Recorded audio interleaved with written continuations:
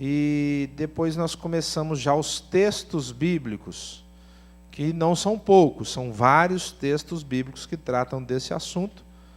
Começamos pelos textos ligados à predestinação. Nós vimos na semana passada 2 versículos em Romanos, capítulo 8, versículos 29 e 30. Essa palavra predestinação é uma palavrinha grega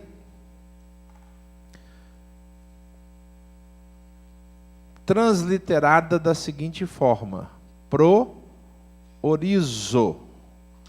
Na realidade, a palavra predestinação não aparece na Bíblia, aparece o verbo. E aparece 4 vezes relacionada a pessoas. As 4 vezes são Romanos 8, 29, Romanos 8, 30. Aí ela vai aparecer em Efésios 1, 5 e em Efésios 1, 11, que é o texto que nós vamos ler agora. Relacionada a pessoas. Esse verbo vai aparecer mais 2 vezes, mas aí não está relacionada a pessoas. Está relacionada aos propósitos de Deus, aquilo que Ele planejou, o que Ele predeterminou, predestinou, e nós vamos depois ler esses versículos, mas não relacionada às pessoas, porque o conceito de predestinação está basicamente relacionado a uma capacidade ligada ao ser humano, tanto de livre-arbítrio como de predestinação. Os outros 2 textos nos quais essa palavra aparece é 1 Coríntios 2, 7 e Atos 4, 28. Mas num sentido diferente do que a gente está estudando, mas a gente vai lê-lo provavelmente semana que vem, se a gente adiantar hoje aí o texto de Efésios. Então vamos ler Efésios. Cadê o Vitão? Está aí, Vitão? Você vai ler para a gente? Efésios capítulo 1, versículos 3 a 14. Nesse texto, vários conceitos se repetem, e isso é extremamente importante, porque o que eu e você estamos fazendo é identificando o ensino bíblico, né? Então, por exemplo, quando nós vimos Romanos 8, 29 e 30, nós vimos que a predestinação aqui constante é uma predestinação de propósito, uma predestinação de objeto, um alvo para o quê? E não necessariamente uma predestinação de sujeito, de pessoa, que é onde a doutrina se baseia. Então nós vamos fazer a mesma análise agora em Efésios. Só que como é um texto rico, nós não vamos fazer análise só do conceito predestinacionista. Nós vamos fazer um estudo do texto inteiro. E esse texto é maravilhoso. Então hoje, e se a gente acabar hoje, só hoje, se não quinta que vem, nós vamos ter um estudo bíblico expositivo desse texto, que é maravilhoso, serve para mim e para você. Então a gente vai expandir o texto, né, para além do nosso tema, mas vamos enfatizar essencialmente o tema. Então, Efésios capítulo 1, 3 a 14. Você lê para nós, Vitão? Bendito seja o Deus e Pai de nosso Senhor Jesus Cristo, que nos abençoou com todas as bênçãos espirituais nas regiões celestiais em Cristo, porque Deus nos escolheu nele antes da criação do mundo, para sermos santos e irrepreensíveis em sua presença. Em amor nos predestinou para sermos adotados como filhos, por meio de Jesus Cristo, conforme o bom propósito da sua vontade, para o louvor da sua gloriosa graça, a qual nos deu gratuitamente no amado.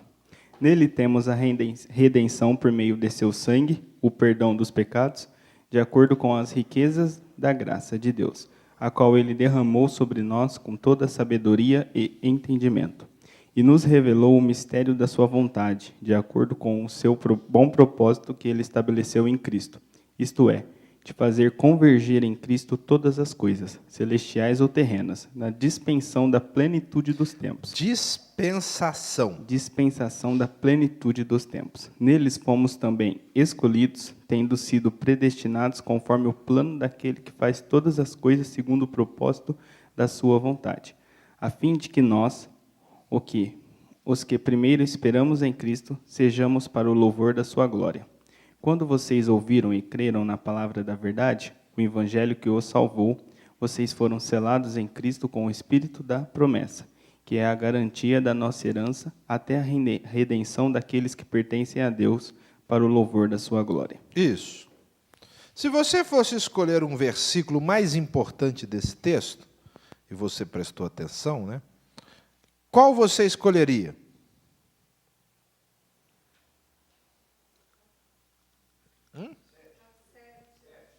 7, 14. Nele temos a redenção por meio do seu sangue, o perdão dos pecados, de acordo com as riquezas da graça. 14, que é a garantia da nossa herança até a redenção daqueles que pertencem a Deus para o louvor da sua glória. Mais algum? Outro? 11. Beleza. Bem, nós vamos chegar agora no versículo mais importante e central. 5 apareceu ali também, né? Então, beleza. Então, vamos ver, irmãos, esse texto é muito rico, é o nosso texto básico de hoje, Efésios 1, 13, 3 a 14. Se a gente não acabar, a gente acaba na semana que vem. Primeiro ponto importante é o seguinte: esse texto contém decisões e ações de Deus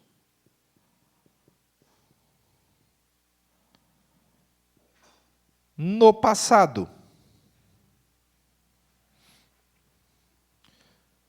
Provavelmente todos os verbos que você vai ler aí ligados a Deus estão no passado. Faz um levantamento rápido, citando alguns. Rápido. Derramou, escolheu, revelou, abençoou. Vou começar com abençoou, é a primeira ação dele. A primeira ação que Deus vai fazer aí é uma ação no passado. Quer dizer, ele já nos abençoou. Esse versículo não fala quando ele nos abençoou. Mas a gente pode deduzir do texto. Alguém tem ideia antes que eu fale? Quando ele nos abençoou? Não, aí é onde ele nos abençoou. Quando? Antes da fundação do mundo. Apesar de não estar mencionado aí, o passado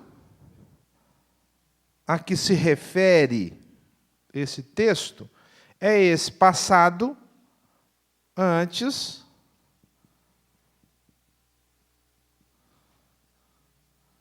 da fundação do mundo. Antes da fundação do mundo, ele fez várias coisas. E nos abençoou. Agora eu te pergunto, Edel, você já existia lá? Então, o que você recebeu naquela época? Nada. A gente não existia. Quando o texto vai ensinar para mim e para você alguma coisa que eu tenho hoje, porque ele fez no passado, o que ele está me dando nesse texto é uma garantia. Bem, se foi antes da fundação do mundo, então foi antes do pecado.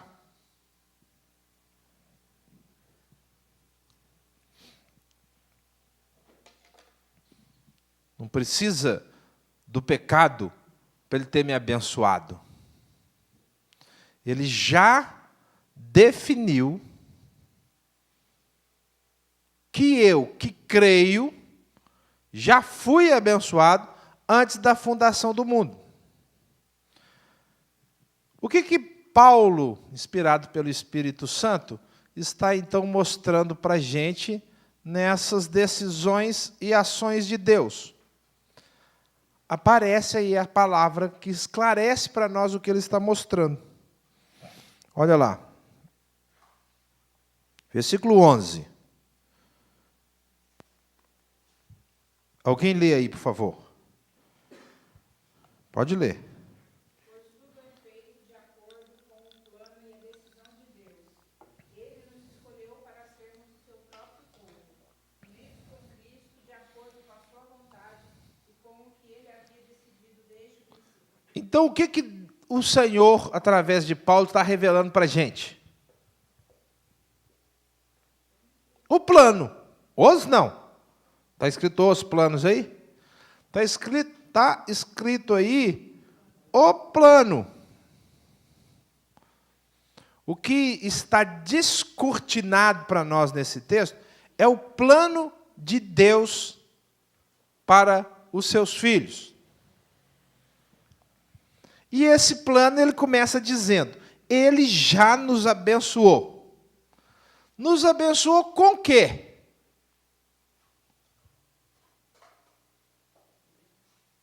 Com bênçãos. Que sorte de bênçãos? Todas. Todas quais?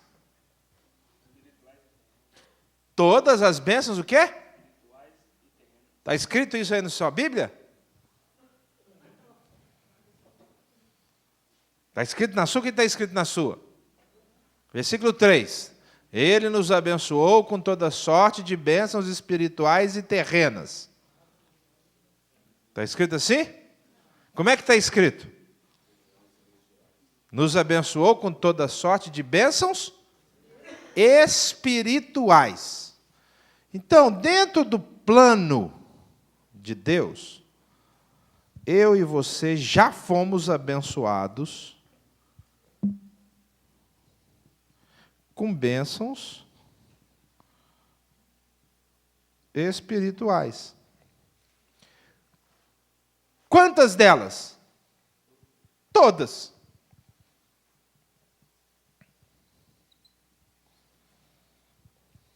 Agora, eu pergunto a vocês: vocês têm todas as bênçãos espirituais de Deus?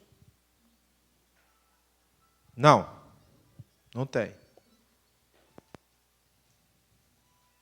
Tem ou não tem? Ou vocês não sabem? Ah, aqui, ó. Começamos a achar um caminho. Deveria ter. Né? Deveria ter. Porque, veja bem, irmãos, quando o texto diz que eu já tenho, e de repente eu não tenho, a responsabilidade não é mais de quem me deu. A responsabilidade é minha. E aí vem a segunda verdade desse texto todo. Segunda verdade do texto. Esse texto contém decisões e ações de Deus, mas esse texto também contém decisões e ações do homem. Vocês podem falar algumas para mim? Não, tem que ir lá no texto. Nós estamos trabalhando com o texto. Deixa eu explicar para vocês. Quando a gente vai estudar um texto, a gente tem que trabalhar com o texto. Então, eu falei, nós vamos fazer hoje um estudo expositivo do texto. Então, nós vamos ficar nesse texto, mergulhar nesse texto, até a gente cansar do texto. Tá bom? Você sair daqui sabendo o texto. Então, não voa, não. Nossa, não, fica aqui. Beleza? Se você estiver voando, o diabo está te levando para longe. Fica no texto, que é uma vantagem você compreender o texto. Algumas decisões e ações que são mencionadas aí, que são do homem. Sermos, está dizendo aí, nós é que temos que ser santos. Tem mais, diz, não é só ser santo, diz assim, ser santo e irrepreensível.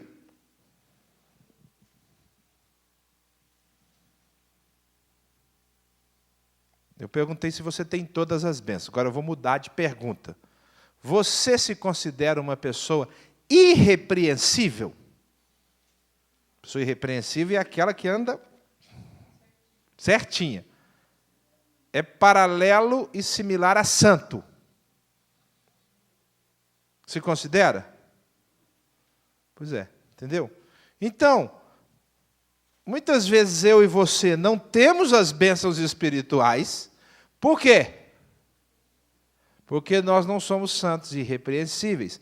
Porque o texto não traz só uma ação unilateral. O texto traz uma ação bilateral. Tem uma ação de Deus, mas tem uma contrapartida humana. O Senhor faz, mas eu também tenho que fazer. Então, Ele põe sobre mim uma responsabilidade de ser. Mas não é só essa ação, outra ação humana mencionada aí.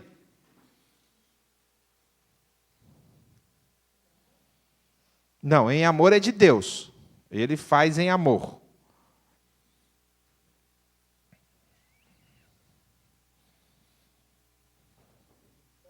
Hã? É, de Deus também. Tem um versículo que fala assim: quando vocês ouviram e creram, achou aí? Qual que é esse? 13. Ouvir e crer.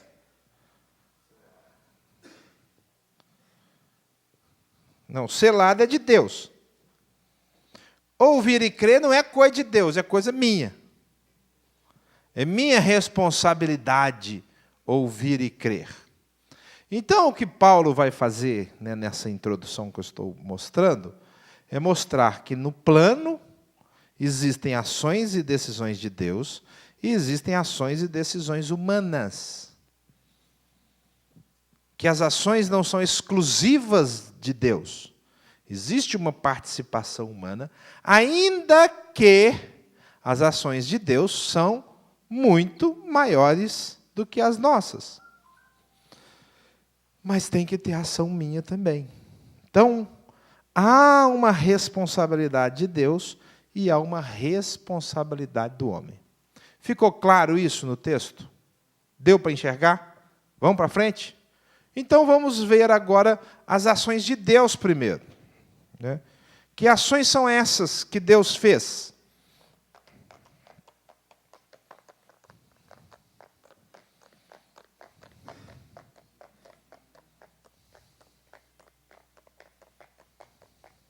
Hoje o apagador está com chocalho aqui, tá vendo? Aqui.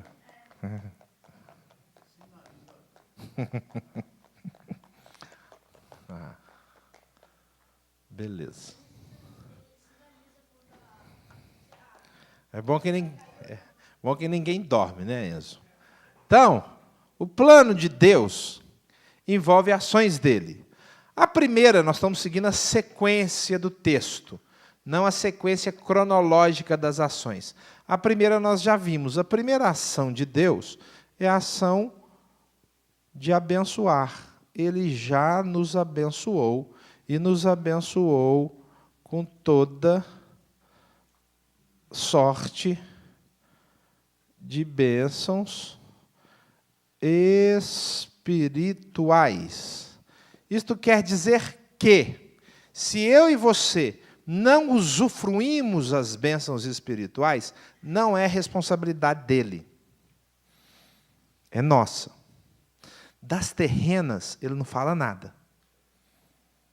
Aí não menciona uma única bênção terrena. Seria de se esperar que mencionasse.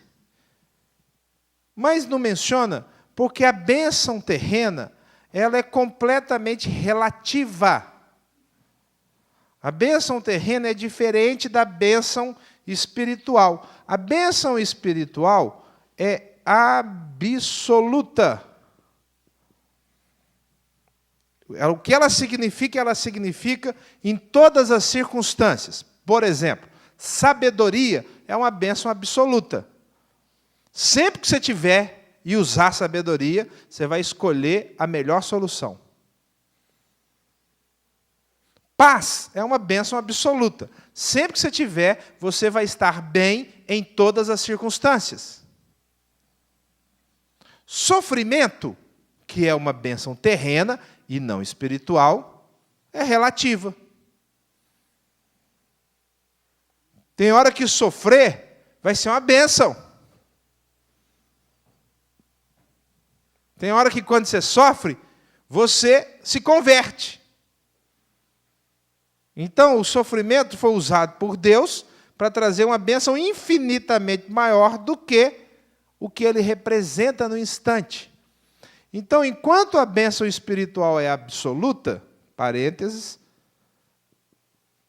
a bênção terrena é relativa. Alguém vive em dívida, com problema e tal, não consegue pagar, está complicado, aí recebe R$1 milhão, fala, ai, que benção! Paga todas as suas contas, vai fazer uma viagem para o exterior, cai em adultério. É verdade. Então, a bênção terrena, ela é relativa. Por isso que Deus não condiciona o bem ou o mal às coisas terrenas. Bem e mal não estão condicionadas às coisas terrenas. Bem e mal está condicionado ao pecado. E não às coisas que nos subvêm, subvertem, caem sobre nós nesse mundo. O que ele nos deu foi as bênçãos espirituais. Você já tem. Foi definido por Deus. Bem, o que ele definiu? Ele definiu que o Helder vai ter todas as bênçãos espirituais? Ou que a Denise vai ter todas as bênçãos espirituais? Ou que o Barone vai ter todas as bênçãos espirituais? Foi isso que ele definiu? Não. Ele definiu que nós temos direito a elas. Mas tem uma condição. Se eu não cumprir a condição, mesmo o Senhor tendo definido que eu tenho, porque Ele já me abençoou, eu não vou alcançar. E a prova é que muitas vezes eu e você temos falta de sabedoria, temos falta de paz, sentimos uma profunda tristeza quando não devíamos sentir, porque a alegria do Espírito é a nossa força, e por aí vai. Então, quando Ele nos abençoou, essa bênção dada no passado,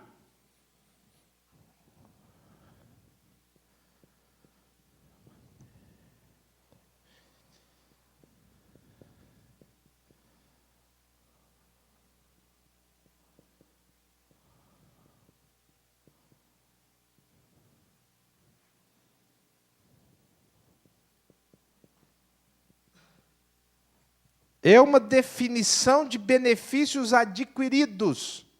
O Senhor já falou, vocês têm direito.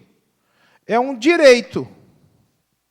Sabe aquela canção que diz assim, tudo que Jesus conquistou na cruz é direito nosso, é nossa herança. Aí tem gente que fala assim, não, é muita ousadia falar que é nosso direito. Mas é verdade. O que ele não conquistou na cruz foi bênçãos terrenas, isso ele não conquistou. Mas as bênçãos espirituais ele conquistou, e é nosso direito e é nossa herança. Se eu vou usar, é outra questão. Mas foi conquistado para mim. E foi conquistado antes da fundação do mundo. Mas espera aí, não foi conquistado quando ele morreu?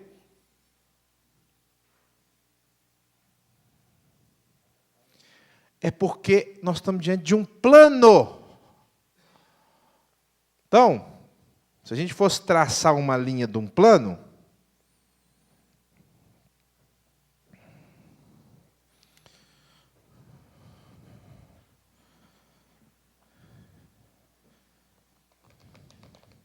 está dando para ver o meu plano ali? Está dando aqui a linha do meu plano? Vocês estão vendo aqui essas duas? Aqui começa A criação do mundo. Ano 0.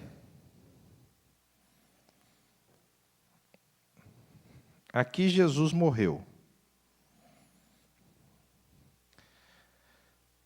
Aqui foi consumado o ponto mais importante do plano. Mas o plano foi definido aqui, ó. Antes da fundação do mundo. Antes do princípio, eles decidiram salvar pessoas. E essas pessoas teriam direito a todas as bênçãos. Por causa de quem? Desse que vai morrer na cruz. Que não morreu aqui, morreu aqui. Mas lá em Apocalipse está escrito assim, ó, o cordeiro que foi morto antes da fundação do mundo. Já leu lá? O cordeiro que foi morto antes da fundação do mundo. Espera aí, quando é que o cordeiro foi morto? Aqui. Mas quando é que o plano foi feito? Aqui. Então, o que eu vou ler aqui em Efésios é esse plano esboçado aqui, que inclui, inclusive, a morte do cordeiro. Pode falar. Cadê o microfone? Você tem que falar no microfone só para o pessoal ouvir da internet. Pastor, então quer dizer que Deus já sabia de tudo que ia acontecer, dos pecados de Adão e Eva, antes mesmo disso acontecer? Quer dizer exatamente isso. Ele já sabia de tudo isso, de toda a história, antes que houvesse o primeiro instante da história. Por quê? Porque Deus caminha nessa faixa aqui, ó. Quer dizer, está mal desenhado, porque na realidade não existe faixa que Deus caminha. Mas se essa é a nossa história, Deus caminha além dela. É o único que caminha além dela. Então, quando Deus olha aqui, Ele já está vendo aqui. Ele já está vendo Adão e Eva aqui. Ele já está vendo a volta de Jesus aqui. Porque, na realidade, Ele está fora dessa linha da história. Por isso que Ele pode profetizar. Entendeu? Só quem é capaz de ver a história pode falar o que vai acontecer na história. Quem não vê, pode chutar. Mas falar não pode. Hã? Pode fazer previsão. Previsão qualquer um pode fazer. Né? Eu, por exemplo, prevejo que quando vocês forem embora, vocês vão chegar em casa. Eu prevejo. Né? Se todos vocês chegarem em casa, eu sou um bom profeta? Não sou profeta nenhum, porque o profeta, ele não prevê, ele afirma o que vai acontecer. Por isso que a Bíblia diz assim, é o seguinte, o primeiro fato para você aceitar uma profecia é que ela tem que acontecer exatamente como foi falada. Não é o único, mas é o primeiro fato. Porque o profeta tem que ficar fora da história. Só Deus fica fora da história. Ah, mas e quando acontece uma profecia no terreiro de Macumba, no centro espírita, não sei aonde, e acontece? Entendeu? Quando estas profecias acontecem, foram previsões, que até o diabo pode fazer. E acontecer não quer dizer que a pessoa é profeta. Quer dizer que ela fez uma previsão, que usou sabedoria, que usou um chute, que usou uma estimativa. Acertou? Não. Por isso que a Bíblia diz que existem falsos profetas e existem falsas profecias até na boca de verdadeiros profetas. Aí vem o segundo ponto. Né? Então, o que... Então, quando alguém dá uma profecia, né? Alguém... teoricamente, um cristão que anda com Deus, fala, eu tenho uma palavra para te dar. Né? Será que essa palavra é profecia mesmo? Bem, o Senhor deixa claro que existem 2 pontos. Um é que tem que acontecer na história. A palavra que foi dada antes tem que marcar a história. Segundo, tem que estar condizente com o plano de Deus. Então é o segundo fato que a Bíblia diz, tem que estar coerente com o plano de Deus. Então a pessoa vira para você e fala assim: Márcia, minha irmã, assim diz o Senhor, você vai ter um grande sofrimento aí esse ano, e isso vai te levar a buscar mais a Deus. Beleza? Aí, isso acontece igual o Edelso. Edelso foi no monte orar quarta-feira, chegou em casa e expeliu uma pedra no rim. Não é não? Se alguém tiver com cólica renal, é só orar no monte. Quando ele trabalhou no jantar, expeliu outra pedra. O homem é uma pedreira ambulante. Mas vamos supor que você não seja igual a Edelso e tem cólica. Aí você lembra, a irmãzinha falou que ia ter um grande sofrimento. Nossa, vou buscar Deus. Agora eu vou buscar Deus, vou ficar firme e tal. Ela é uma profeta de Deus. Isso não é profecia, porque sofrimento pode acontecer na vida de qualquer um a qualquer hora. E mesmo que eu busque a Deus, isso é fácil de prever. As profecias de Deus não são assim. As profecias de Deus, elas são precisas. Porque o Senhor acompanha a história com precisão. O que o Senhor quer ficar marcado? Que foi Ele que falou. Então, quando você pergunta assim, como é que eu vou saber se é de Deus? Você vai saber que é de Deus. Porque o Senhor, Ele é preciso. Ele está dizendo, sou eu que estou falando. Não é suposição. É intervenção. Ainda assim, as pessoas são passíveis de serem enganadas. Por que as pessoas são passíveis de serem enganadas? Porque elas não buscam a Deus, elas não estudam, elas não têm conceito de padrão para comparar. Elas recebem qualquer tipo de palavra e elas não têm com que comparar a palavra recebida. Elas vivem pela experiência delas dia a dia. Entendeu? Vamos dar um exemplo bíblico. Porque o exemplo bíblico, ele pode ser julgado pela história. O apóstolo Paulo recebeu a visita de um profeta, e o profeta falou assim, me empresta seu cinto. Paulo deu o cinto para ele, aí o profeta amarrou a si mesmo, e falou assim, isto aqui eles vão fazer com o dono desse cinto. Ele vai ser preso. Aí o povo começou a chorar, porque eles não queriam que ele fosse preso. Mas havia autoridade na boca daquele profeta. Eles conheciam aquele profeta. Por isso que, normalmente, quando você for ouvir um profeta, procure ouvir um profeta da sua igreja. Porque ele tem que ter autoridade na igreja. Senão, ele não deve nada a ninguém. Ele sai dando profecia. Pá, pá, pá. Se aconteceu bem, se não aconteceu, amém, entendeu? Não presta contas a ninguém. A palavra de Deus diz em Coríntios que os profetas devem ser julgados na sua comunidade. Profecia não é só para ser aceita, profecia é para ser julgada. Então, quando alguém falar com você assim, Márcia, assim diz o Senhor. Você fala assim, tá bom, deixa eu anotar aqui, que eu vou procurar o meu pastor. Entendeu? Aí eu vou ligar lá para o profeta. Falo assim, vem cá conversar comigo, você andou falando uns três aqui, eu quero que você venha conversar comigo. Vamos ver se você vai vir. Isso chama julgar. Mas eu não estou desconfiando da palavra. Pode desconfiar à vontade. O Senhor não tem problema que a gente desconfie, desde que a gente seja fiel. O que é isso? Senhor, eu não sei, eu vou conferir. E é uma bênção conferir. O fato é que lá no passado o Senhor nos abençoou. Então eu já tenho.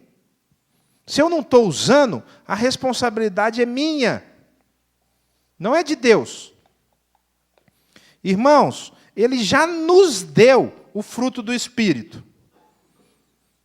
Quantos itens tem o fruto do Espírito? 9. Quantos dele você usa na sua vida? Se você não usa, a culpa é sua. Ele nos deu os dons. Quantos você pode usar? Todos. Se você não tem nenhum, a culpa é de quem? Sua. Revela o grau de crescimento espiritual que nós temos. Então, veja bem, crescimento eclesiástico, crescimento na igreja, vida de igreja, tempo de igreja, envolvimento com a igreja, não quer dizer necessariamente crescimento espiritual. Crescimento espiritual é aquele que eu tenho buscando o Espírito Santo de Deus. É assim que termina esse texto nosso. Alguém lê aí o versículo 14. Dê no microfone.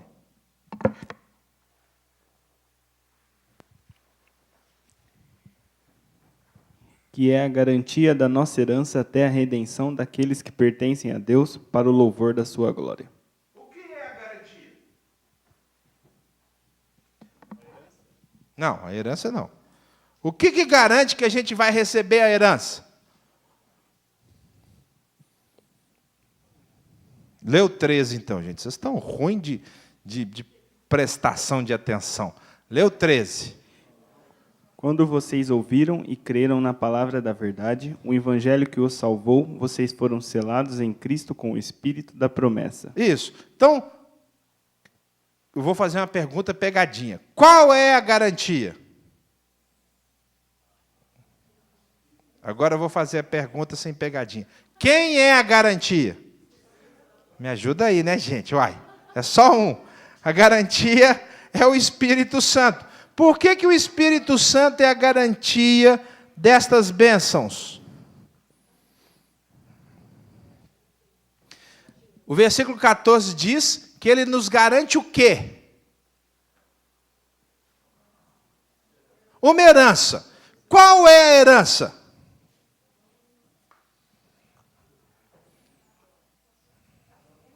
Meus irmãos, as bênçãos espirituais. Aqui, ó, ele já nos deu. Não é uma herança? Eu já tenho a herança. A herança é ir para o céu. Bem, a gente vai para o céu, tá bom? Mas eu já posso desfrutar da herança já. O que me garante que eu posso desfrutar? A presença do Espírito Santo comigo. Afinal de contas, as bênçãos são o quê? Espirituais, elas são próprias do Espírito. Então, para que eu usufrua as bênçãos, eu tenho que viver no Espírito. Eu tenho que andar no Espírito. Tenho que estar no Espírito. Afinal de contas, olha que interessante. O fruto é fruto de quem? Do Espírito. Os dons são dons de quem? Do Espírito. Não é da igreja. A igreja é uma bênção. Glória a Deus pela igreja, tá, gente? Eu amo a igreja. Quero que vocês fiquem na igreja, venham na igreja. A igreja é uma bênção. Mas não é a igreja que vai dar dom para você. Não é a igreja que vai te dar o fruto. É o Espírito Santo. É a sua comunhão com Ele, é o seu desenvolvimento. Não é só você ter recebido uma marca. Pá! E agora eu carrego a marca onde eu vou. Ah, está aqui a marca aqui. Não, é um desenvolvimento de relacionamento com o Espírito. Ele definiu isso lá no início, para que eu usufrua agora. E ele disse assim: o meu Espírito garante isso para você. Dentro da ideia de plano, se o Espírito garante, é porque ele estava aqui, ó. Ele participou da confecção, da construção do plano. Sabe lá quando Jesus falou assim, ó, eu vou e morro na cruz, o Espírito Santo falou assim, e eu aplico a herança. Deixa comigo. Aplicar a herança sou eu que faço. Eu falei, beleza. Jesus falou assim, eu tenho que ir embora. Porque se eu não for embora, não virá o outro Consolador. Aonde que foi planejado? Olha que bonito isso. Aqui, ó. Gente, não dá para eu ficar, tá planejado lá. Eu tenho que ir. Eu vou, e aquele que tem que vir para aplicar a herança vai vir. Não vos deixarei o quê? Órfãos. Tranquilo? Essa é a primeira situação que foi definida lá. A, B. Qual foi a segunda? Vamos continuar. Pois não, fala no microfone lá. Não, tem que falar no microfone, não é por nossa causa. Eu só queria que o senhor me clareasse um pouquinho sobre as bênçãos terrenas. É de Deus que dá essas bênçãos para nós? Tiago, capítulo 1, abre lá. Tiago 1. Alguém acha esse versículo que diz assim para mim? Toda boa dádiva e todo... 1,17. Vê se é. Leia aí no microfone aí. Toda boa dádiva e todo dom perfeito vem do alto, descendo do Pai das luzes, que não muda como sombras inconstantes. Isso. Então, toda bênção terrena vem dele. Ele é o doador das bênçãos terrenas. Só que as bênçãos terrenas são relativas. Bênção terrena não é o que eu acho que é bom. Bênção terrena não é o que me satisfaz. Bênção terrena é aquilo que eu sei que Deus mandou.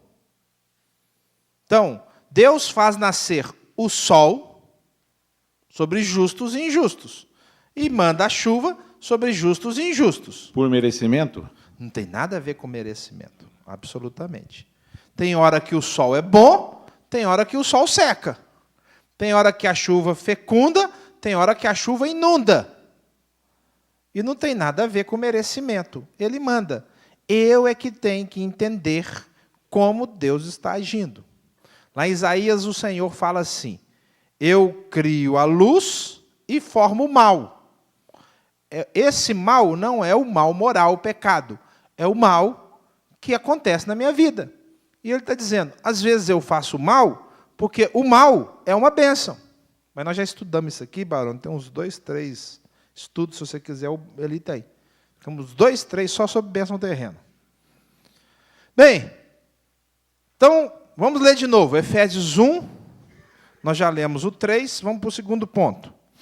Bendito seja o Deus e Pai de nosso Senhor Jesus Cristo, que nos abençoou com todas as bênçãos espirituais nas regiões celestiais. Bem, como eu estou estudando o texto, eu não falei sobre isso. Nas regiões celestiais. Deixa eu apagar aqui.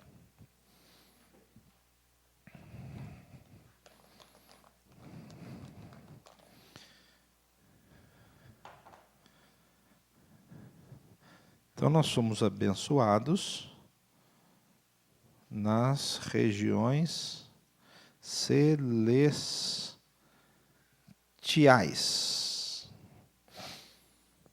Bem, as regiões celestiais é uma indicação clara de que a vida espiritual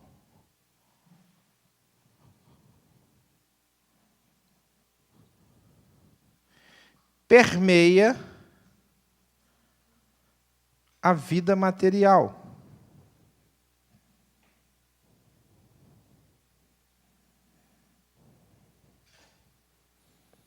Existe um ambiente que vai além do que eu vejo, que define aquilo que eu vejo. Então vamos dar exemplos bíblicos. O Senhor Jesus falou assim: tudo que você ligar no céu, o que acontece? Terá sido ligado na terra. E tudo que você desligar no céu, terá sido desligado na terra. Não precisa responder, tá? Só para você pensar. Você já ligou, desligou alguma coisa alguma vez no céu? O seu trem, no máximo, é interruptor de luz, lanterna. Seu negócio de ligar e desligar aqui. Ele fala de uma linguagem que eleva a importância da vida espiritual e, ao mesmo tempo, torna a vida espiritual super comum. Vamos pegar o mesmo texto de Efésios, quer ver? Capítulo 6. Então está fácil de você abrir aí.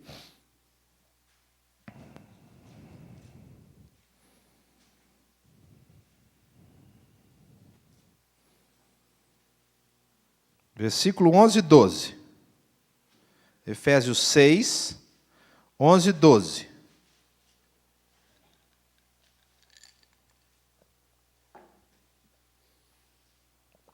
Pode ler.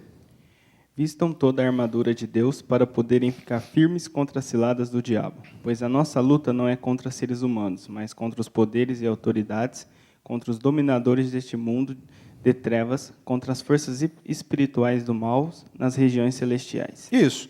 Então, veja bem, nós somos abençoados nas regiões celestiais e, ao mesmo tempo, nós fazemos o quê nas regiões celestiais?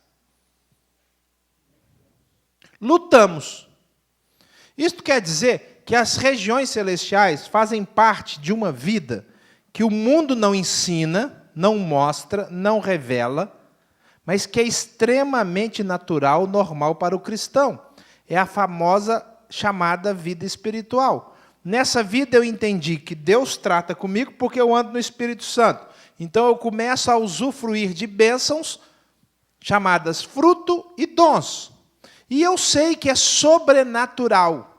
Então, quando eu tenho uma revelação bíblica de uma vida espiritual, eu comecei a mexer no sobrenatural.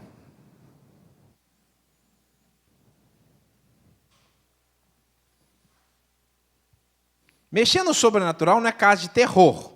Nossa, nós estamos mexendo com terror. Não. Mexer no sobrenatural é mexer com as coisas de Deus. As regiões celestiais são as regiões onde Deus manda. E é reconhecido.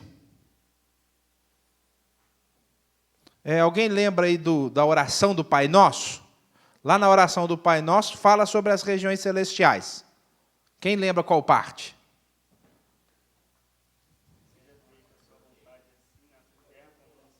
Seja feita a sua vontade na terra, como ela é feita no céu, nas regiões celestiais.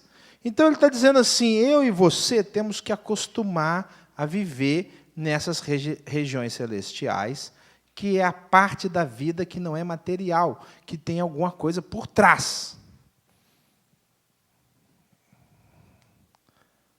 Tem coisas, parafraseando Shakespeare, tem mais coisas entre o céu e a terra do que imagina a nossa vã teologia. Porque normalmente a nossa teologia é muito terra, bênção terrena. Irmãos, tem coisas envolvidas. Tem ações de Deus, tem dominadores do mundo tenebroso. E eu preciso acostumar a viver. Às vezes a gente está convivendo uma situação e fala assim, não, é só a vontade do fulano. Ele tem liberdade de vontade, mas às vezes tem ações diabólicas por trás, que nós vamos vencer com a oração. O apóstolo Pedro foi preso, e a Bíblia diz assim, enquanto ele estava preso, havia oração incessante por ele, por parte da igreja. Para o Senhor tirar ele da prisão, usou a oração, foi lá, mandou um anjo, falou, acorda, Pedro, sai da prisão, me segue, me segue, me segue, me segue. Pedro estava achando que era um sonho. É uma clara interpenetração das regiões celestiais nas regiões terrenas. Nós, cristãos, somos o povo com autoridade para fazer isso. É isso que o texto vai dizer. Então, nós, os cristãos, somos o povo que consegue pegar o céu e baixar na terra. Quando? Quando nós vivemos pelo Espírito. Porque aí nós discernimos as coisas espirituais. Nós vivemos pelo Espírito. Coríntios. Então, deixa eu achar aqui.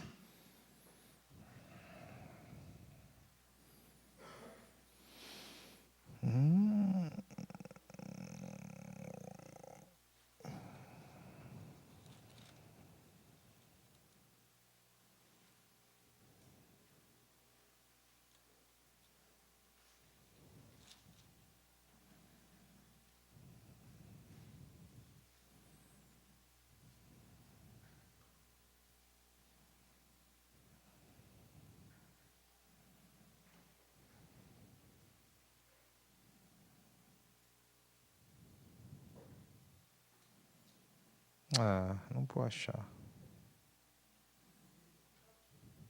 É o que fala, andemos também no Espírito. Sabe qual? Não. Esse é Gálatas 5,16, não é esse. Bem, o fato é o seguinte. Eu e você precisamos andar no Espírito, que é essa linguagem de Gálatas 5,16, para que a gente discirna as coisas pelo Espírito Santo que Ele nos deu. Lá no Velho Testamento, Faraó teve um sonho. Quem interpretou o sonho? Quem andava no Espírito. Nabucodonosor teve um sonho. Quem interpretou o sonho? Daniel, que andava no Espírito. Então, se eu e você quisermos entender o que se passa na vida terrena, a gente tem que andar no Espírito. É aqui que as coisas são explicadas, discernidas, é aqui que elas são decididas por Deus. Tudo que você ligar lá na terra, lá no céu, o Senhor vai confirmar aqui. Quer dizer, quando você for tomar uma decisão, dobra o seu joelho. Quando você for dizer um não, você for desligar, dobra o seu joelho. E aí o que vai acontecer aqui na terra é aquilo que o Senhor quer que aconteça. E você faz exatamente aquilo que Ele quer. É para isso que nós existimos, irmãos. Aí nós servimos de referencial. Nós somos sal e luz. Isto quer dizer que eu e você somos chamados a uma vida mais espiritual do que estamos vivendo. Qual é o caminho para chegar nessa vida espiritual? Oração e meditação na palavra. O terceiro que completa é comunhão com a igreja. Porque a igreja serve para isso, para orientar, para conversar, para ter contato com outra pessoa que está vivendo pelo Espírito. Eu vim para a igreja de uma reunião política. Entre hoje e amanhã está sendo decidida a vida de um candidato. É uma decisão política. Os homens que estavam participando dessa decisão não têm o discernimento espiritual que eu tenho. Eu estava lá. Eu tive reunião segunda, terça, quarta e hoje. Hoje eu tive 3 reuniões. 3 vezes me chamaram. Samuel, por favor, me chamaram. Eu falei, pastor, vem cá. Ia lá. Pastor, ora aí e tal. Porque a minha presença, hoje, eles entendem que eu trago uma palavra de sabedoria. Hoje e até amanhã cedo essa situação está resolvida. Vai influenciar diretamente a eleição. A decisão que vai ser tomada hoje ou amanhã vai mudar a notícia do jornal de sábado e domingo. Vai mudar. Bem, na visão humana, é um degladiar humano, é uma queda de braço política, é uma situação puramente humana. Mas quem anda com Deus tem que entender que é um plano de Deus nisso. E só eu e você, quando nos envolvemos com qualquer esfera da vida humana, política, esportiva, conjugal, relacional, cultural, é que nós podemos levar para a esfera na qual nós estamos envolvidos a visão da região celestial. Deu para entender? Por quê? Porque nós já fomos abençoados. O que eles têm de previsão, de suposição, de decisão humana, se nós andamos com Deus, nós temos de direção de Deus. Por isso que os reis do passado, se cercavam de quem? Magos, curandeiros, sábios. Eles pensavam assim, você consulta o seu Deus, você consulta o seu Deus, o negócio eu não quero é errar. Eles tinham uma consciência que os governantes do presente perderam por causa do materialismo, de que há alguma coisa superior que interfere na Terra. Sempre foi assim. Sempre na história humana, até a presença do iluminismo da Europa, eles entendiam que a região celestial misturava aqui dentro. Então, nós estamos vivendo na época que menos se crê nisso. Por incrível que pareça, irmãos, até na igreja. Porque hoje o que a igreja mais quer é bênção terrena. Ou eu estou errado? Né? O grande número de crescimento responsável da igreja evangélica é porque as pessoas estão atrás de bênçãos terrenas. Eu quero melhorar de vida financeira, eu preciso de cura, eu preciso de não sei o quê. O que eu preciso? Eu preciso disso, eu preciso disso, eu preciso disso. Entendeu? Olha a inversão de valores. Enquanto no decorrer da história o terreno buscava auxílio do espiritual, hoje quem é espiritual está buscando direção do terreno. Olha o que o diabo conseguiu fazer em termos de conceito. E o ser humano embarcou, inclusive a igreja. Deu para entender regiões celestiais? É essa região que é real. Eu não vejo com esse olho, mas ela existe. Último exemplo. Eliseu estava lá, já cansei de falar aqui, na Samaria. O exército dos sírios foi atacar. O exército dos sírios cercou a cidade. E o rei ficou morrendo de medo. E o servo de Eliseu ficou morrendo de medo. Aí Eliseu falou assim, ô Senhor, abre os olhos do rapaz para ele enxergar. Aí, quando o Senhor abriu os olhos do servo de Eliseu, ele olhou e viu que carros de fogo cercavam a cidade. É as regiões celestiais. Quem consegue enxergar? Quem anda no Espírito. Quem aproveita as bênçãos. Quem tem os dons. Quem corre atrás do discernimento. Quem fala, Senhor, eu preciso da sua revelação. Eu preciso da sua direção. Mas não para eu adquirir bênçãos materiais. Para ser um abençoador de gente. Beleza? Versículo 5. Não, 3, versículo 4 agora.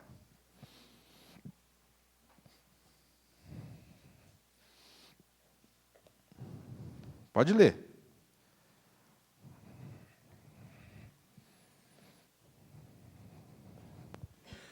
Porque Deus nos escolheu nele antes da criação do mundo, para sermos santos e irrepreensíveis em sua presença. Tem uma coisa, lê o 3 de novo. Bendito seja o Deus e Pai de nosso Senhor Jesus Cristo, que nos abençoou com todas as bênçãos espirituais nas regiões celestiais em Cristo. Tem um conceito que se repete no 3 e no 4. Qual é?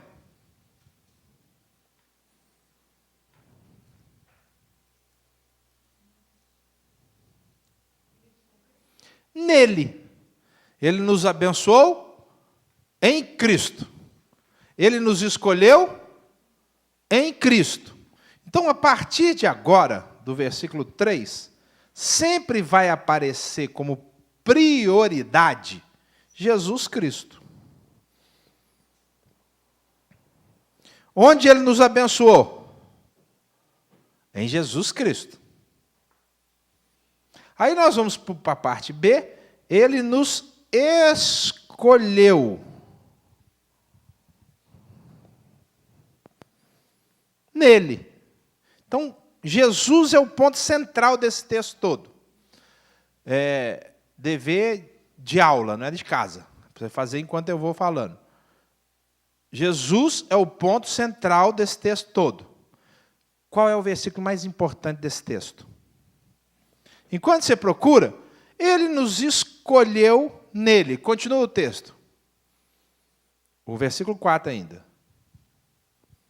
Porque Deus nos escolheu nele antes da criação do mundo, para sermos santos e irrepreensíveis em sua presença.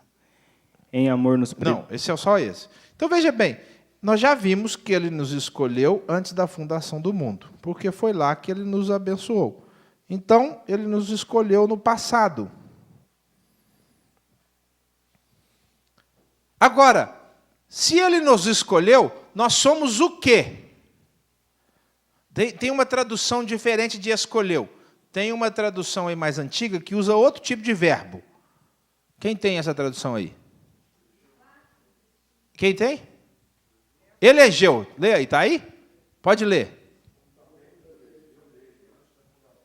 Isso. Então ele nos elegeu.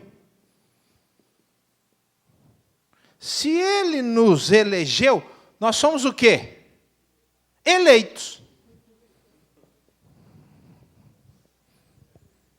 Hã? O quê? Não, calma. O predestinado é o próximo versículo. Nós somos eleitos. Agora, a questão, é por isso que a gente estuda o texto. Então, nós temos que saber para que nós somos eleitos. Porque aqui fica muito claro que nós temos uma eleição de propósito. Ele diz assim, nós somos eleitos para. Lê o texto de novo. Porque Deus nos escolheu nele antes da criação do mundo, para sermos santos e irrepreensíveis em sua presença. Isso. Então, veja bem. A eleição que o Senhor fez não é uma eleição, nesse texto, de pessoas. É uma eleição de alvo, de propósito. Igual a de Romanos 8, 29. Ele nos predestinou para sermos conforme a imagem de Cristo Jesus. Aqui, ele nos escolheu para sermos santos e irrepreensíveis. Quando há essa eleição, que foi feita junto com a bênção, lá antes do final, é o plano. O plano está definido pelo Senhor. Eu e você não podemos fugir do plano. Vamos pegar a Mari, por exemplo. Né, Mari? Você está aí. Você tem um plano de carreira para você? Tem? Quantos anos você tem? 17 anos tem a Mari. Você quer fazer vestibular? Não quer fazer? Qual é o seu plano? Qual faculdade? UNAERP. Para fazer o quê? Publicidade. Se tem um plano, você já executou? Não executou. Mas ela definiu antes aquilo que ela vai fazer. Todas as decisões são feitas assim. Todas as decisões são feitas anteriormente. As piores decisões que nós tomamos são as decisões sem planejamento. Por isso que o escritor de Provérbios diz assim, peca quem é precipitado. Se você não pode tomar decisão, fala assim, me dá uns 5 minutos para eu orar. Quando você pede 5 minutos para orar, o que você está fazendo? Dentro da linguagem do texto. Indo na região celestial. E pegando segurança. Fala, Senhor, é o seguinte, eu estou apertado, eu tenho que tomar uma decisão. E eu preciso da região celestial para eu tomar a decisão certa. Se eu tenho tempo, eu faço isso com mais facilidade. E aí eu piso aonde Deus quer que eu pise. Mas eu tenho que tomar uma decisão. Ele tomou uma decisão e definiu para mim um alvo. Eu tenho que ser santo e irrepreensível. Isto quer dizer que no plano de Deus, irmãos, não cabe cristãos meia boca. Cristão ruim. Não cabe. Entendeu? Senão, eu planejei aqui um cristianismo top, mas se você não conseguir, tem problema não. Eu sou bonzinho, eu aceito. Não cabe, o plano de Deus é só um. Tanto que ele diz lá na carta de Laodiceia, não sei, ele fala assim, como você é morno, eu estou a ponto de rejeitar você, vomitar você. Você não entendeu o que eu quero. Eu quero é cara quente. Então, o plano só tem um. Mas, pastor, espera aí, e quem é filho pródigo, e quem peca, e quem é ruim, e eu. Né? Bem, não muda o plano. O Senhor não tem mais de um plano. O Senhor não tem um plano B, plano C, plano D. O plano é só um. Mas tem graça, tem misericórdia. Aí é o Senhor que trata com o indivíduo. Mas Ele só tem um plano. Ele só tem uma eleição. Ele só tem um alvo. E, irmãos, Ele já nos deu todas as condições para eu e você sermos os melhores. Entendemos o que Ele quer. Nas mínimas coisas, nas decisões que envolvem um candidato que pode ser prefeito e pode mudar a cidade, e nas coisas mais simples do dia a dia. Não interessa. Porque Deus, irmãos, não pensa em grandezas. Para Deus, as menores coisas são imensas. Os conceitos de Deus não são como os nossos. Nossa, se eu influenciar o presidente do Brasil, eu vou mudar o Brasil. Influenciar o presidente do Brasil e influenciar um morador de rua, dá na mesma. Segunda-feira eu fui consultar com a nutróloga. Agora eu tenho nutróloga. Ainda não parece, mas eu tenho. Estou lá, firme e forte. Ó. Uma vez por mês, e vou entrar no grupo meu em setembro. Estou lá pegando firme. Agora ela me mandou fazer um diário da minha refeição. Uma tristeza isso. É horrível. Tem que escrever tudo que eu como no dia. Ou eu falo a verdade, sou crente desses que quer chegar lá em Jesus. Inclusive a quantidade. Quantas colheres eu comi. Estou lá. Agora não tem volta, não. Eu esqueci a hora da consulta. Era segunda-feira. Aí eu liguei no sábado ou melhor, era terça-feira, eu liguei na segunda lá para o local, falei assim, eu tenho uma consulta, eu esqueci o horário, você pode olhar para mim? Ela falou assim, é 7h da manhã. Eu falei, beleza, então tá bom. Porque é no posto de saúde da prefeitura. Aí eu fui, 7h da manhã para lá, e aí eu estacionei a meio quarteirão. Quando eu estacionei, tinha um morador de rua, já olhando o carro, porque é posto, fica cheio de carro, já estava olhando o carro, com a blusa tampado, até as mãozinhas assim. Falou, posso olhar seu carro? Falei, pode, não tem problema não. E eu fui de luva. Eu quase nunca vou de luva, mas eu vi a minha luva, vou de luva. Botei minha luva e fui. Aí eu estava indo para lá e já fui pensando, rapaz, o cara está olhando meu carro, eu não tenho um centavo na carteira. Eu sempre tenho dinheirinho de moeda assim que eu deixo, mas a Sarinha pediu, eu dei tudo para ela, que ela saiu fazendo não sei o quê. Não tinha um centavo. Aí eu estava indo, na hora que eu cheguei dentro do posto, o senhor perguntou assim, você só tem dinheiro para dar para ele? Eu falei, não, eu também tenho a luva. Né? Aí eu falei assim, beleza, então depois, na hora que eu sair, eu dou a luva para ele. Aí o senhor falou assim, mas não está frio nem agora? Eu falei, rapaz, o senhor tem razão.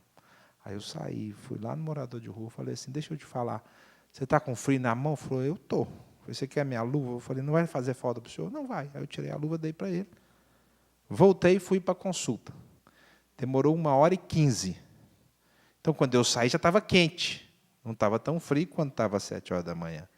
Né?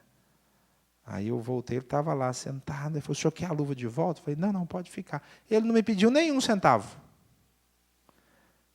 E a médica falou comigo assim, você veio mais cedo, sua consulta era 8h30.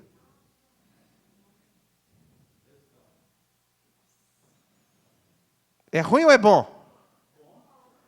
É porque o Senhor tem cuidado das pessoas. O Senhor tem cuidado daquele moço que precisava de uma luva.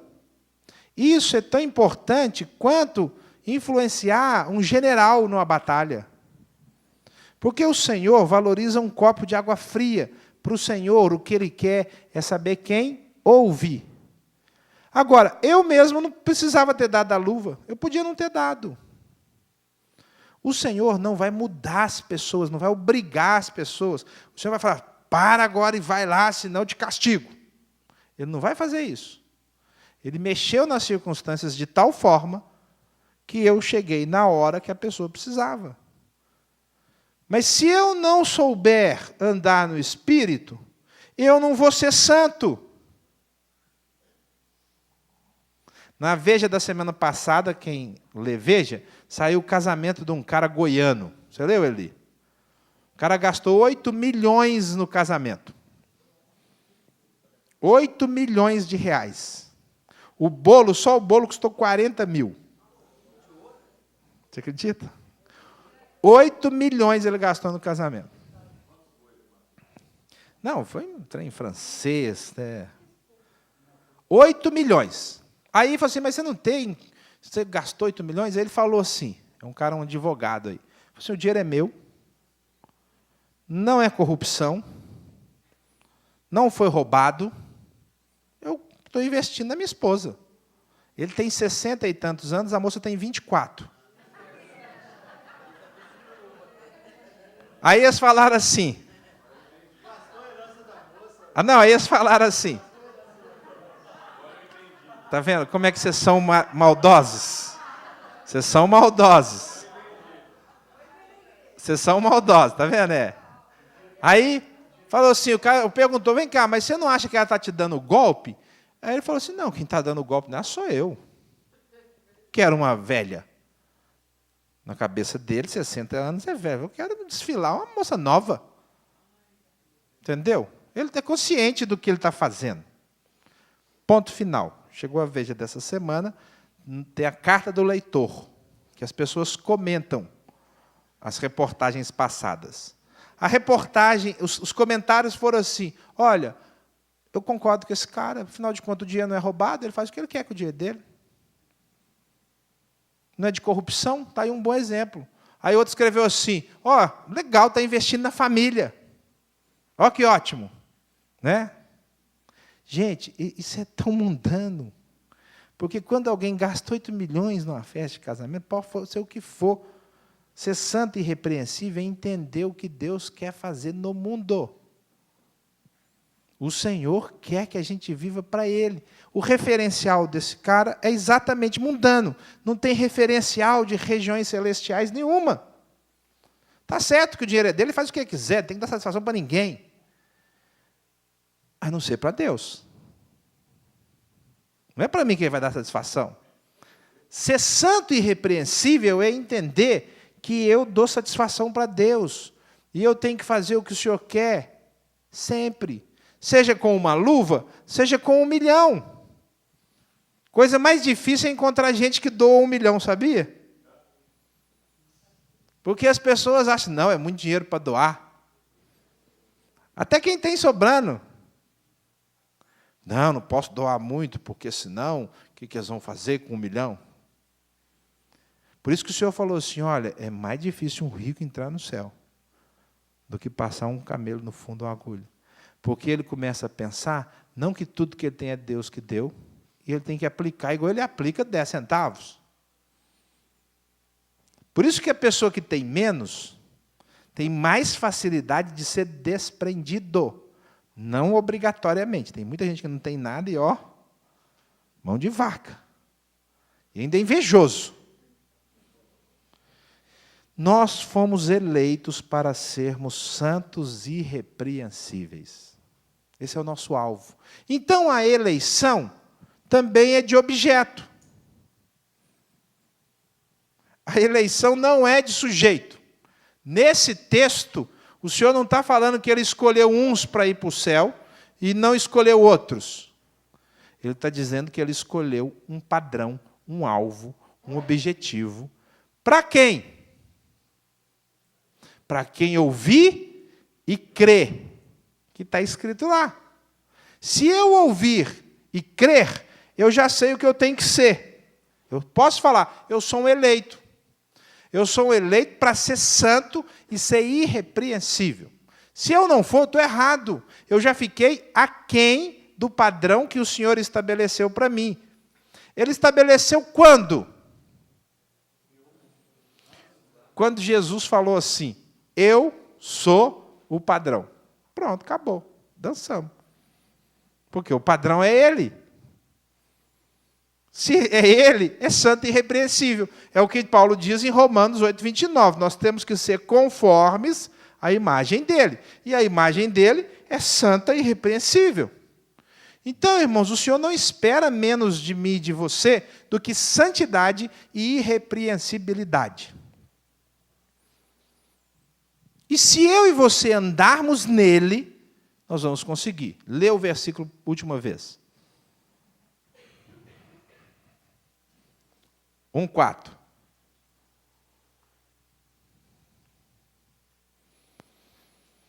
Porque Deus nos escolheu nele antes da criação do mundo, para sermos santos e irrepreensíveis em sua presença. Irrepreensíveis aonde? Nele, na presença dele. É o lugar para a gente ser santo. Irmãos, esse é o lugar para a gente andar. Na presença de Jesus. Nele eu consigo.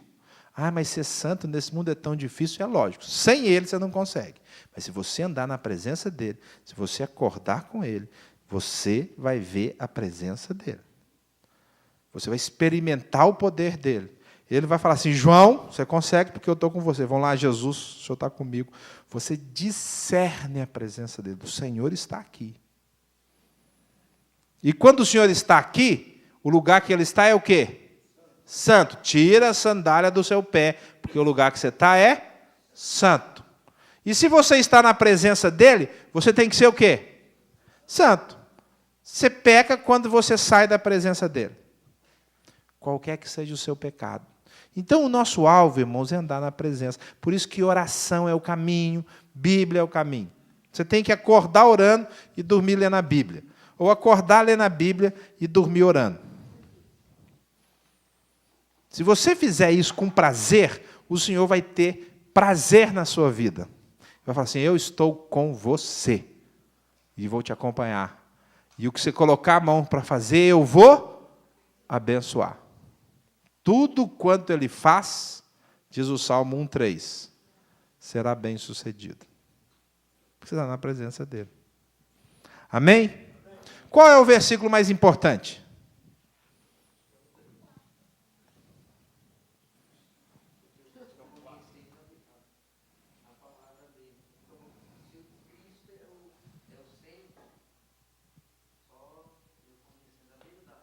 É o 9. Olha lá. E nos revelou o mistério da sua vontade, de acordo com o seu bom propósito que ele estabeleceu em Cristo. Que é fazer o quê? Então é o 10, desculpa. Isto é, de fazer convergir em Cristo todas as coisas, celestiais ou terrenas, na dispensação da plenitude dos tempos. Olha que legal. Então, tudo converge aonde? Em Jesus. Aí ele já não está falando mais só do espiritual. Tudo. Jesus é o centro de todas as coisas. E esse é o quê? O plano. O 9 fala, esse é o plano. Convergir nele, convergir nele, convergir nele. Irmãos, Jesus é o centro da minha vida e da sua. Se não for, você não está vivendo o mais importante. Então, eu não estou brincando. Quando você acordar, pode falar com Jesus. Jesus, bom dia. Eu vou sair dessa cama com o Senhor. Toma o seu café e vai trabalhar com o Senhor. Ou se vai ficar em casa, fique em casa com o Senhor. É um exercício de vida espiritual. E é o exercício que vai dar para mim e para você a condição de sermos santos e irrepreensíveis. Não é brincadeira. É verdade. O que esse texto mais vai falar é de Jesus Cristo. Nele, nele, nele, nele, nele, na presença dele. Jesus Cristo, ele não cansa disso. Aí no 10 ele explica, fazer convergir nele. Quem vai fazer convergir em Jesus? Deus.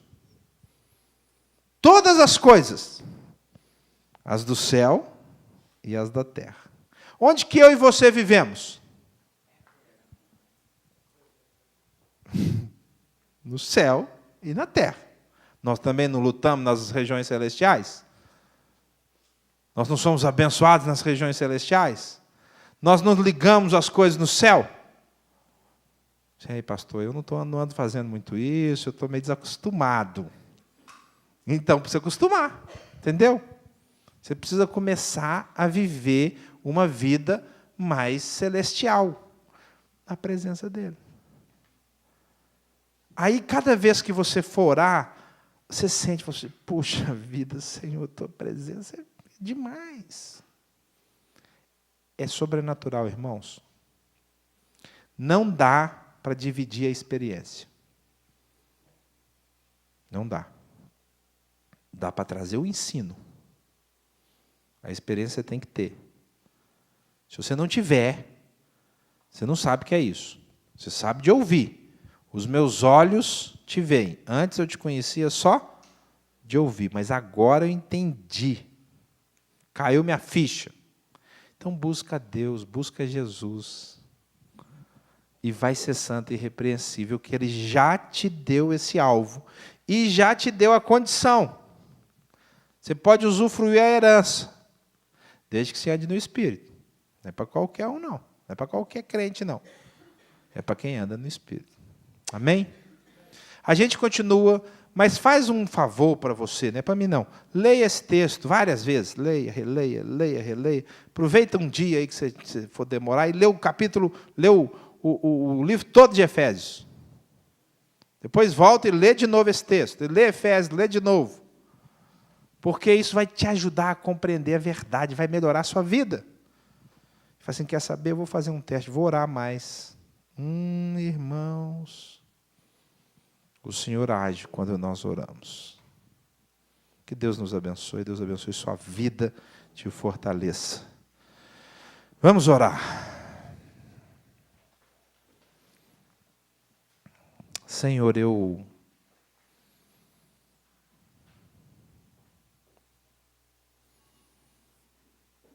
coloco diante do Senhor agora a minha vida.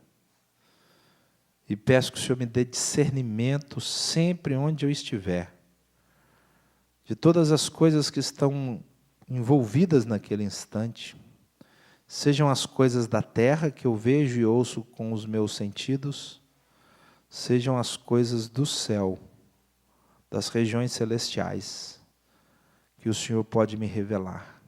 Me dê esse discernimento.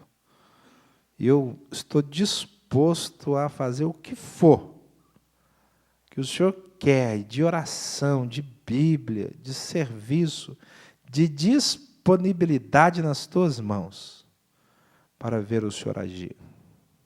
Eu me consagro sem reservas. Eu quero mesmo ver e ouvir o que o Senhor tem para falar.